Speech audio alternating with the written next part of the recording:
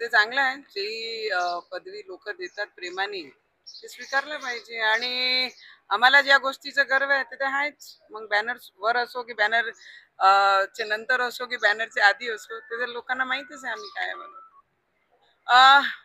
आमचे गुरुजी ज्या पद्धतीने काम करत आहे आणि हिंदू राष्ट्र म्हणून जे त्यांचा प्रण आहे, आणि त्या प्रणासोबत आमचे सारखे जे भक्त आहे, ज्यांना वाटते की आमचा राष्ट्र हा हिंदू राष्ट्र झाला पाहिजे, आणि त्याकरिता त्यांच्या सोबत आमचे सारखे किती लाखो लोक, किती लाखो युवक आणि नेत्यामधूनही सुद्धा आणि राजकीय क्षेत्रामधूनही सुद्धा आमचे सारखे बरेचसे लोक त्यांच्या पाठीशी उभे आहे. आणि एवढंच सांगायला आणि त्यांचा आशीर्वाद घ्यायला आले की या लढाईमध्ये आम्ही सुद्धा तुमच्या सोबत आहे.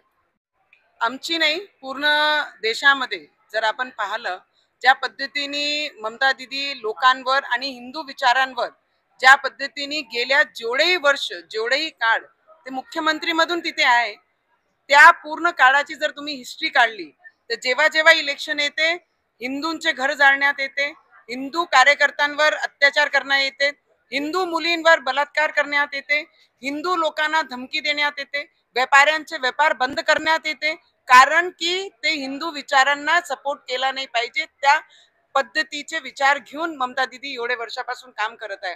पण ममता दीदींनी एक लक्षात ठेवलं पाहिजे की ते पहिले चाललं जेव्हा काँग्रेसचा काळ होता, आता राम भगवंताला मानणारा सरकार या देशावर आहे, तर हे आता तुमची हे चालणार नाही. त्यांना वाटते की बांगलादेशमध्ये जसं झालं, हिंदू लोकांना तिथून हकलण्यात आलं, हिंदू लोकांवर अत्याचार झालं, त्याच पद्धतीने वेस्ट बेंगॉलमध्ये सुद्धा ते करण्यात पाहत आहे. पण ते तिथे फेल होणार आहे. जर गरज पडली तर आमचे सारखे लोक जे सनातनी धर्माला पुढे आणण्याचं काम करत आहे, विचारधारांना पुढे आणण्याचं काम करत आहे, जर आमची गरज पडली तर वेस्ट बेंगॉलमध्ये जाऊन ममता दीदीला त्यांची जागा दाखवण्याचे काम सुद्धा आम्ही करू. मी आपल्याला एवढंच सांगू शकते, कोण कोणते पक्षात येणार आहे. आणि राहिली गोष्ट उद्धव ठाकरेजींची, बोलते हैं ना, घमंड अच्छे अच्छे को सही रास्ते पे जाने से रोकता है, और उद्धव ठाकरे जी का घमंड इतना ज्यादा है कि उनको राम भक्त कभी डाइजेस्ट नहीं होते.